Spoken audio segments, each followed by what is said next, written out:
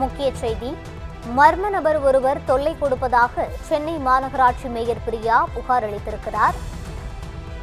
சென்னை காவல் ஆணையர் அலுவலகத்தில் சென்னை மாநகராட்சி மேயர் பிரியா இந்த புகாரை கொடுத்திருக்கிறார். இதுகுறித்த கூடுதல் விவரங்களை வழங்குவதற்காக எமது செய்தியாளர் சுப்பிரமணியன் இணைந்திருக்கிறார். வணக்கம் சுப்பிரமணியன், முழு விவரங்களை பதிவு செய்யலாம். சென்னை காவல் ஆணையர் அலுவலகத்தில் மேயர் பிரியா ஒரு புகார் ஒன்றை அளித்திருக்கிறார்.